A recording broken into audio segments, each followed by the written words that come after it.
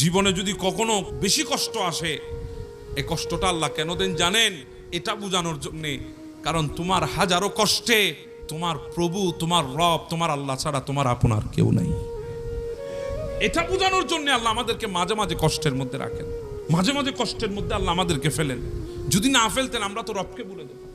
সেজন্য আপনার প্রতিটি পদক্ষেপ মাওলাকে খুশি করার জন্য। দেখবেন আপনার ওই ক্ষুদ্র জীবনে আল্লাহর নিয়ামতে ভরপুর হয়ে গেছে।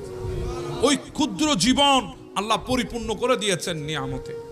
প্রত্যেকটা কাজে কার সন্তুষ্ট কামনা করবেন?